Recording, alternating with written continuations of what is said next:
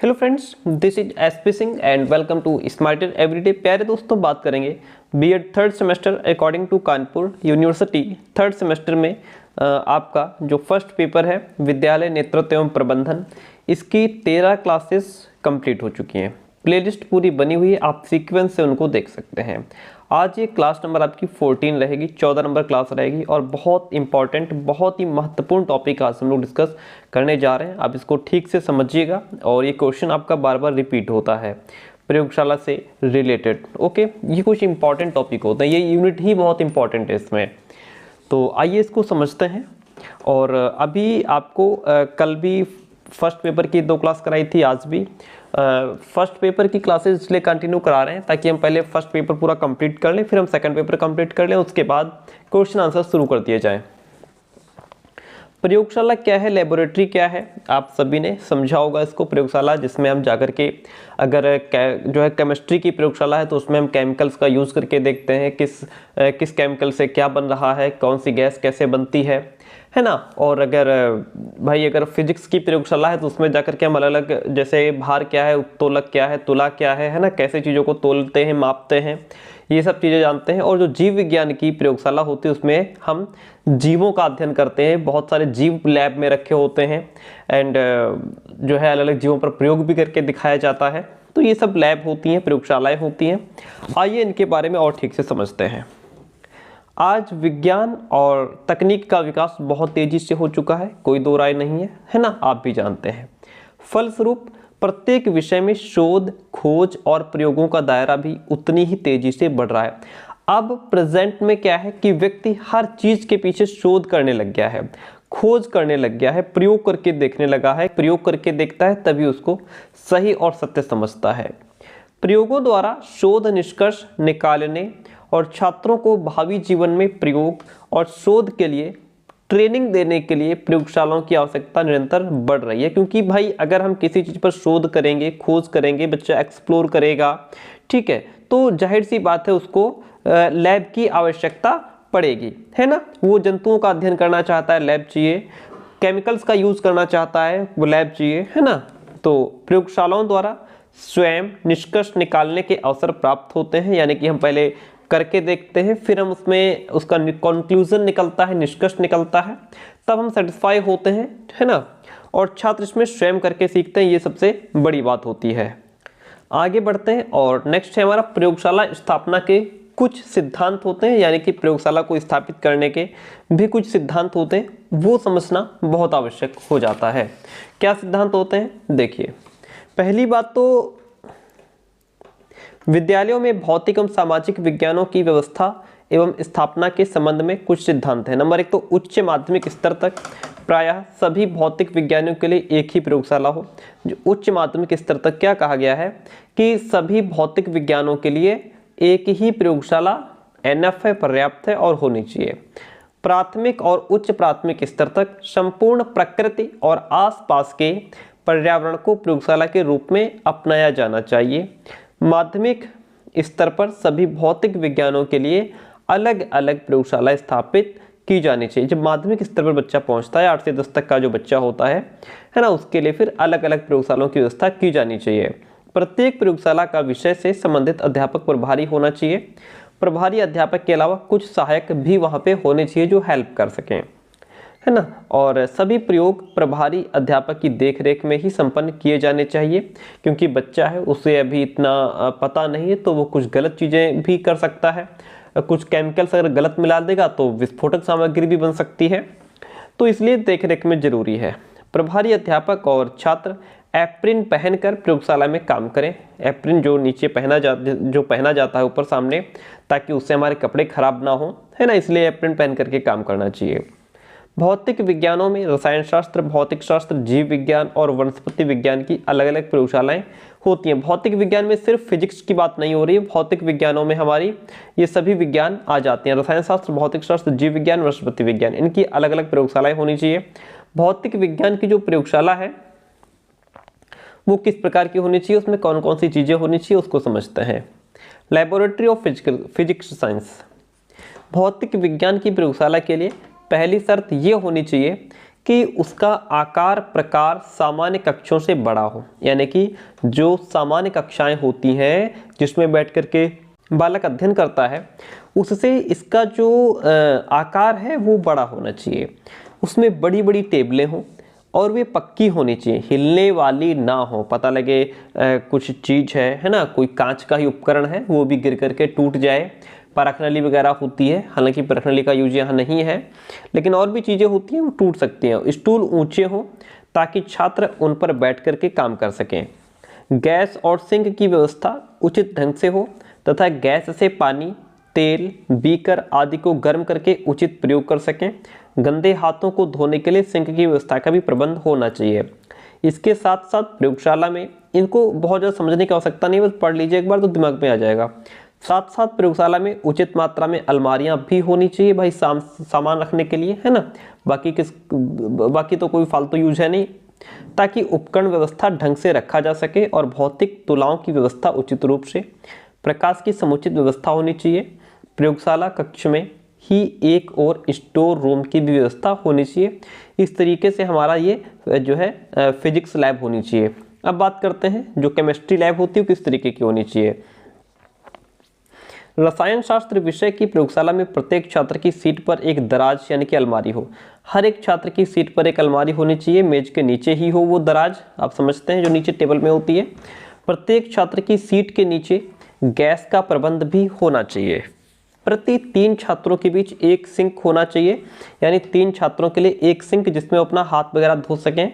2 छात्रों के बीच बहुत ज़्यादा काम आने वाली रसायन पदार्थ टेबल पर ही बने हुए शेल्फ पर रखे होने चाहिए, यानी कि जिन चीज़ों की बार बार जरूरत पड़ती है 2 विद्यार्थियों के बीच में उसको रखा जाना चाहिए, ताकि जिसको जरूरत पड़े वो वहीं से उठ के ले ले, बार बार उठ करके इधर उधर भागने की आवश्यकता ना रह जाए, ठीक है, ताकि काम करते समय छात्रों में हुड़दंग ना मचे। नहीं तो वो कहेगा हमको चाहिए, वो कहेगा हमको चाहिए, काम भी उचित ढंग से संपन्न होता रहेगा। तो इन सब चीज़ों का ध्यान रखना चाहिए।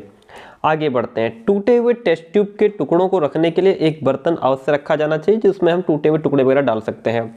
जो H2S गैस उपकरण भी एक कक्षा में कम से कम 2 या 3 होने चाहिए।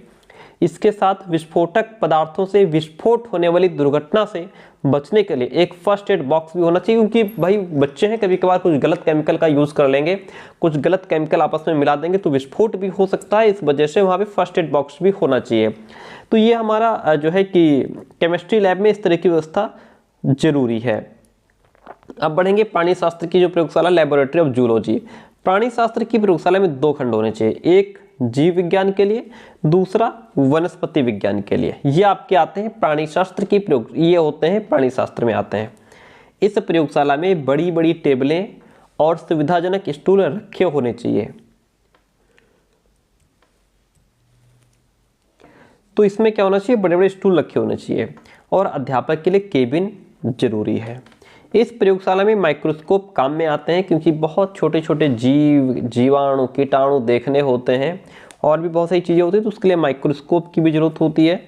और इसलिए प्रत्येक छात्र के लिए अच्छे किस्म के माइक्रोस्कोप की व्यवस्था होनी चाहिए।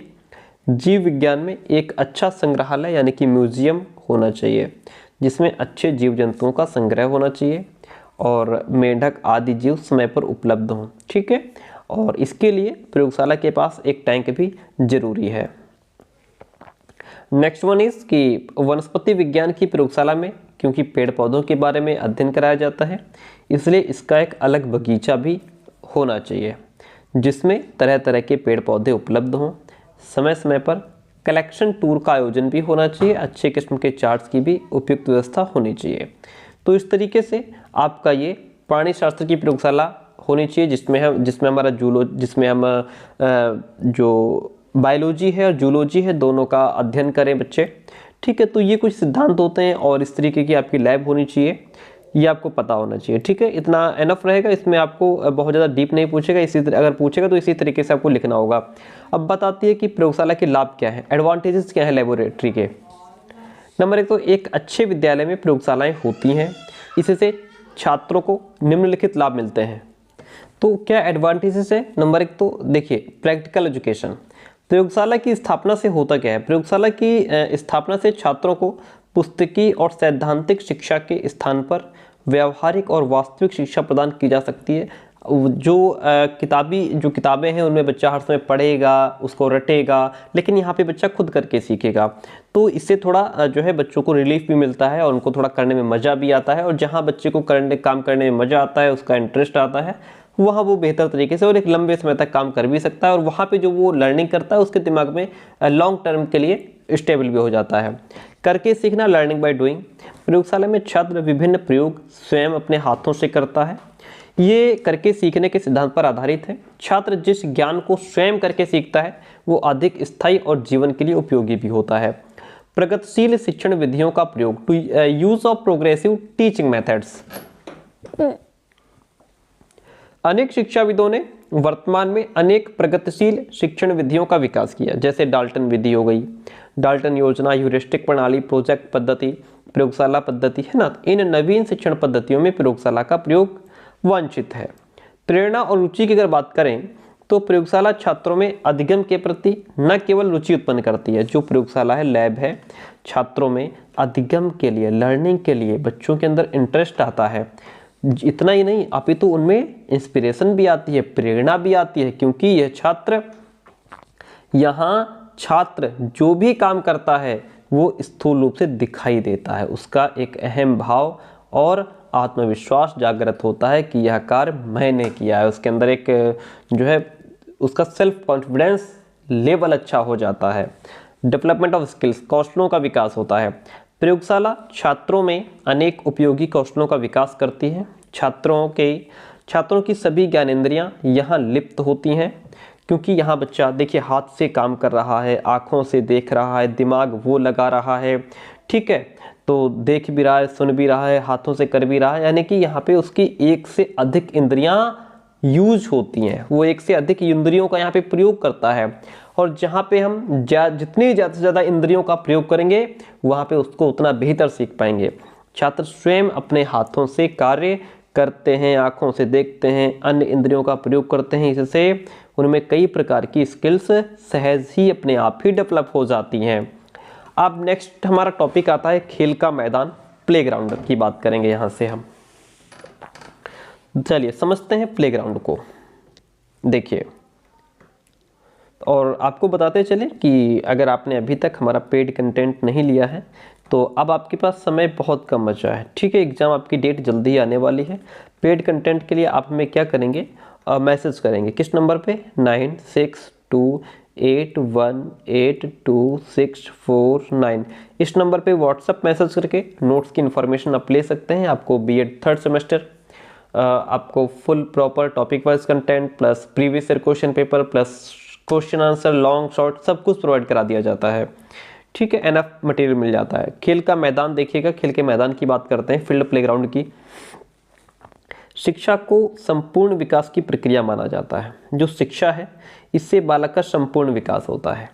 ज्ञानात्मक, भावात्मक तथा क्रियात्मक पक्षों के विकास के साथ शारीरिक विकास भी होना आवश्यक होता है। अगर बच्चे का क्रियात्मक पक्ष का विकास हो रहा है, शारीरिक विकास भी उतना ही जरूरी है, क्योंकि स्वस्थ शरीर में स्वस्थ मस्तिष्क का निवास होता है। जब बच्चा खेलेगा कूदेगा, शरीर स्वस्थ रहेगा तो इससे उसका मस्तिष्क भी स्वस्थ रहेगा, है ना। विद्यालयों में शिक्षण के साथ खेल कूद तथा शारीरिक शिक्षा की व्यवस्था की जाती है। इसीलिए तो बच्चों के लिए देखिए झूले लगवाए जाते हैं, अलग अलग तरह की खेलने की चीज़ें लगवाई जाती हैं बच्चों के लिए, है ना, जिससे बालक शारीरिक रूप से स्वस्थ बना रहे, है ना। अब देखिए, आइए समझते हैं खेल का अर्थ क्या होता है, मीनिंग ऑफ प्ले क्या है। खेल को एक मनोरंजक कार्य माना जाता है कि ये एक मनोरंजक कार्य है, इससे जो है मनोरंजन हो जाता है। छात्रों को खेल कूद में मनोरंजन के लिए संलग्न किया जाता है। अध्ययन के लिए खेल विधि का भी उपयोग किया जाता है। स्व नियंत्रित खेल में आनंद और मनोरंजन भी होता है। अपने खाली समय में अपनी इच्छा और स्वतंत्र रूप से जो काम करते हैं उसे खेल की संज्ञा दी जाती है। भाई हम समय हमारे पास खाली है, हम अपनी इच्छा से ये काम कर रहे हैं और स्वतंत्र होकर के कर रहे हैं, किसी का कोई दबाव नहीं है, तो वो हमारा खेल के अंतर्गत आ जाता है, ठीक है। अब जैसे नेक्स्ट पॉइंट लिखा है आपके सामने, खेल की प्रवृत्ति एक उत्तेजना की प्रवृत्ति होती है। खेल की प्रवृत्ति कैसी बताई गई है, उत्तेजना की प्रवृत्ति है, जो कार्य के लिए उत्तेजित करती है हमको। खेल आंतरिक उत्तेजना की प्रवृत्ति होती है, इससे हमारी आंतरिक उत्तेजना बढ़ती है। उस प्रवृत्ति की अभिव्यक्ति खेल के द्वारा की जाती है। खेल की कुछ विशेषताएं होती हैं। क्या विशेषताएं होती हैं? खेल एक मनोरंजक कार्य है। खेल मानसिक थकान को दूर करने का साधन है। खेल से आनंद और प्रसन्नता प्राप्त होती है। खेल आंतरिक उत्तेजना और रुचि की प्रवृत्ति है। खेल आंतरिक प्रवृत्ति की अभिव्यक्ति है। खेल एक स्वतंत्र और स्वाभाविक क्रिया है। खेल स्वस्थ शरीर के लिए एक साधन है। ये क्या है? ये कुछ विशेषताएं हैं, खेल की विशेषताएं हैं। ठीक है, अब ये खेल के बारे में हमने जान लिया। अब हम बात करते हैं छात्रावास की। हॉस्टल क्या है? छोटे छोटे टॉपिक हैं लेकिन बहुत इंपॉर्टेंट है। हॉस्टल की बात करेंगे। दूसरे स्थानों, हॉस्टल क्या है? हॉस्टल में बच्चा क्या होता है? विद्यालय में ही रुक करके पढ़ता है। विद्यालय में एक तरह से उसको जो है एक रूम दे दिया जाता है। हालांकि हॉस्टल में एक रूम नहीं दिया जाता है, आप सभी जानते हैं हॉस्टल में कैसे रहा जाता है। दूसरे स्थानों से पढ़ने आने वाले विद्यार्थियों के लिए विद्यालय छात्रावास अनिवार्य आवश्यकता है कि जो बच्चे दूर दराज स्थान से पढ़ने आ रहे हैं, रोज रोज स्कूल कॉलेज नहीं आ सकते, तो वो स्कूल या विद्यालय में रुक करके ही पढ़ाई कर सकते हैं। यद्यपि ग्रामीण क्षेत्र में प्राथमिक और मिडिल स्तर पर इसकी आवश्यकता नहीं है। बिल्कुल डेफिनेटली बिल्कुल नहीं है। जो ग्रामीण स्तर पर अगर बात करें, प्राथमिक और मिडिल स्तर पर इसकी आवश्यकता नहीं है। जो बच्चे बड़ा कोर्स करते हैं या जो है ग्रामीण से दूर शहरों में पढ़ने जाते हैं, तो उनके लिए इसकी आवश्यकता है। जिन विद्यालयों की शैक्षिक उपलब्धियां प्रशंसनीय हैं, जो विद्यालय निरंतर अच्छा काम कर रहे हैं, अच्छी परसेंटेज दे रहे हैं, वहाँ स्वाभाविक रूप से ऐसे विद्यालयों में अभिभावक अपने बच्चों को पढ़ने के लिए भेजना पसंद करते हैं। इस प्रकार प्रत्येक विद्यालय जो अच्छे काम करता है उसे छात्रावास की आवश्यकता होती है, क्योंकि वहाँ एडमिशन ज़्यादा आते हैं, वहाँ अभिभावक अपने बच्चों को पढ़ाना चाहता है, तो क्योंकि वो विद्यालय अच्छा है, डिसिप्लिन अच्छा है, पढ़ाई अच्छी होती है, परसेंटेज अच्छी होती है, वहाँ के बच्चे सक्सेस होते हैं, इसलिए अभिभावक अपने बच्चों को ऐसे विद्यालयों में भेजना चाहता है। तो उनकी भी जिम्मेदारी बनती है कि हमारे पास जो भी बच्चा है उसको हम वापस ना भेजें, दूर दराज से भी आए तो उसको विद्यालय में रोक करके पढ़ाया जाए, है ना। ये सब व्यवस्थाएं होनी चाहिए। हमारी प्राचीन परंपराओं में भी गुरुकुल में छात्रावास की आवश्यकता होती थी। छात्रावास में बालक में आत्मविश्वास और आत्मनिर्भरता जैसे गुणों का विकास होता है, क्योंकि वहाँ पे बच्चे के अंदर सेल्फ कॉन्फिडेंस आता है। दूसरी बात है, बच्चा जो है पर निर्भर नहीं होता, दूसरे पर निर्भर नहीं होता, जो कुछ करना है उसे अपने खुद को करना है। ठीक है, और परिणाम स्वरूप बालक में अनुशासित जीवन व्यतीत करने की कला आसानी से आ जाती, क्योंकि वहाँ पे एक एक मिनट फिक्स होता है। ठीक है, कि अगर बच्चे 4 बजे से लेकर के 4:30 तक, अगर 4 बजे से 4:30 तक अगर उनका खेलने का समय है, तो जैसे ही 4:30 होगा घंटी बज जाएगी, है ना, और उन्हें अपने क्लास में पहुंचना होगा, या जो भी उनका टी टाइम है, चाय का समय है, मान लीजिए चाय के समय के लिए बच्चों को दिया गया 5 मिनट, है ना, फिर उनको फिर सीटी बज गई, घंटी बज गई, फिर वो अपना दूसरे काम के लिए पहुंच गए। इस तरीके से एक समय पर उठना, समय पर खाना, समय पर सोना, समय पर टहलना, समय पर घूमना, समय पर खेलना, सब चीज़ एकदम एक्यूरेट टाइम पर होती है। तो जाहिर सी बात है बच्चे डिसिप्लिन हो जाते हैं। छात्रावास संबंधी कुछ कार्य होते हैं। छात्रों की आवास संबंधी व्यवस्था होती है, छात्र भोजन संबंधी व्यवस्था होती है, जल की व्यवस्था होती है, छात्रावास की सफाई संबंधी व्यवस्था होती है, छात्रावास की प्रकाश संबंधी व्यवस्था होती है, जहां वो रुकते हैं उनको पूरा सुविधा दी जाती है। अब नेक्स्ट पॉइंट हमारा आता है स्टाफ कक्ष क्या होता है। स्टाफ रूम के बारे में हमको बताना है, लिखना है। एक स्कूल स्टाफ रूम वो स्थान है जहाँ शिक्षक अपने गैर शिक्षण का अधिकांश समय व्यतीत करते हैं। गैर शिक्षण का मतलब जहाँ पे वो टीचिंग नहीं कर रहे हैं, पढ़ा नहीं रहे हैं, बाकी काम वहाँ बैठ करके वो कर रहे हैं। स्टाफ रूम स्कूल आधारित स्थानिक व्यवस्था है जिसमें शिक्षक काम करते हैं या फिर मिलते हैं।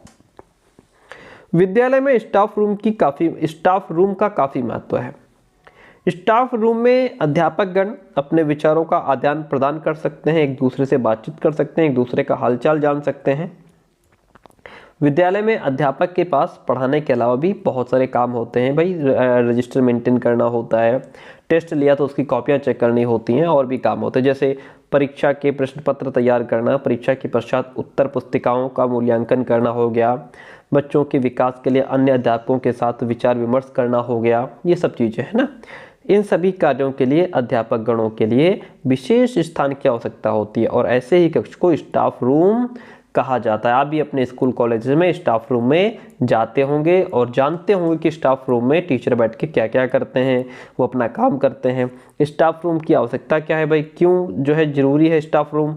आवश्यकता इसलिए है, कंफर्ट, टीचर को आराम मिल जाता है। क्या हो जाता है? आराम मिल जाता है। स्टाफ रूम आराम करने और स्कूल के व्यस्त समय सारणी से समय निकालने के लिए निकालने का एक स्थान है। रिचार्जिंग कर बात करें तो यहाँ रिचार्ज होता है। रिचार्ज का मतलब मोबाइल रिचार्ज नहीं होता है। स्टाफ रूम में चाय और कॉफ़ी बनाने की सुविधा होनी चाहिए। कर्मचारी नहीं होना चाहिए, यहाँ पे कर्मचारी होगा, यहाँ पे कर्मचारी, ठीक है। अपना फ़ोन, टैबलेट, लैपटॉप को सुरक्षित स्थान पर रिचार्ज कर सकें, ऐसी सुविधा भी प्रदान की जानी चाहिए, ठीक है। सुरक्षा एवं बचाव की बात करेंगे। स्टाफ रूम को एक सुरक्षित प्रवेश प्रणाली के साथ लॉक करने योग्य बनाएं ताकि हम उसको लॉक कर सकें। प्रत्येक स्टाफ रूम अध्यापकों को एक लॉकर प्रदान करे, और होता भी है कॉलेजेस में। क्या होता है कि सबकी अलमारी अलग अलग होती है, एक है ना, लॉकर होते हैं सबके, उनकी चाबी उनके पास होती है, जिससे भी अपना बैग और व्यक्तिगत सामान वहाँ पे रख सकें, ठीक है। अब हम बात करेंगे कक्षाएं क्लासरूम्स की। देखिए क्लासरूम्स क्या होते हैं आप सभी जानते हैं, लेकिन उनको हम अपने शब्दों में कैसे डिलीवर करेंगे, एग्जाम में लिखेंगे, एग्जामिनर को कैसे समझाएंगे, तो वो हमें यहाँ पे पढ़ना होगा। प्रत्येक विद्यालय में कक्षाओं के लिए पर्याप्त संख्या में कक्ष होने चाहिए। कक्षा के दोनों ओर की दीवारों में से किसी एक पर सूचनाएं, चार्ट, समाचार पत्रों की कतरने का मतलब है स्लिप होती है जो है ना, पूरा समाचार पत्र नहीं, पूरा न्यूज़पेपर नहीं, कुछ कटिंग्स जो होती हैं उनको, मानचित्र हो गया, लेख आदि लगाने के लिए फ्लैनल बोर्ड भी होना चाहिए। सामने की दीवार पर उपयुक्त ऊंचाई पर श्यामपट्ट होना चाहिए, उचित ऊंचाई पर हो।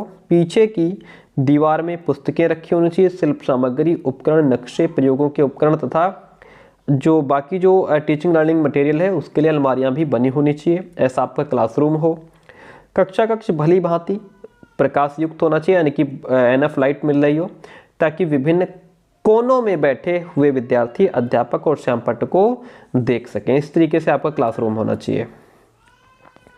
Arrangement of seats in classroom. Classroom में बच्चों की बैठने की व्यवस्था कैसी होनी चाहिए? देखिए कक्षा में मेज कुर्सी की व्यवस्था कक्षा की आवश्यकता अनुसार कई रूपों में की जा सकती है। सामान्यतः कक्षा में मेज कुर्सी 3 प्रकार से रखी जा सकती हैं। कितने प्रकार से? 3 प्रकार से। एक तो क्षैतिज हॉरिजॉन्टल अरेंजमेंट। ये क्या होता है? इस व्यवस्था में कक्षा में मेज कुर्सी सीधी रेखा में क्षैतिज रूप में रखी जाती है, सीधी रेखा में, ठीक है, क्षैतिज रूप में रखी जाती है हॉरिजॉन्टल में। 2 क्षैतिज पंक्तियों के बीच स्थान छोड़ा जाता है। 2 सीट लगा दी, एक इधर एक इधर, एक इधर लगा दी एक इधर, बीच में क्या हो, गैप छोड़ा गया आने जाने के लिए। इस व्यवस्था में छात्रों को निकलने या आने जाने में स्वतंत्रता नहीं रह पाती है। शीर्षात्मक होता है वर्टिकल अरेंजमेंट। इस व्यवस्था में कक्षा मेज कुर्सी को शीर्षात्मक पंक्तियों में रखा जाता है। प्रत्येक पंक्ति के बीच आने जाने के लिए खाली स्थान रखा जाता है। ये व्यवस्था ठीक है। फिर है सेमी सर्कुलर अरेंजमेंट। इस प्रकार की व्यवस्था वाद विवाद, प्रश्नोत्तरी या ग्रुप डिस्कशन के लिए परस्पर अंतःक्रिया वाले कार्यक्रमों के लिए अधिक उपयुक्त होती है, जिसमें इंटरेक्शन, एक दूसरे से विचार विमर्श किए जाते हैं। ये व्यवस्था छोटे समूह के साथ काम करने के लिए अच्छी मानी जाती है। नेक्स्ट टॉपिक है हमारा स्कूल फाइनेंस, यानी कि विद्यालय बजट की बात करेंगे। इसको हम नेक्स्ट क्लास में डिस्कस करेंगे, ठीक है। आज की क्लास कैसी रही कमेंट करके जरूर बताइए, और जल्दी ही आपको नेक्स्ट क्लास मिलेगी।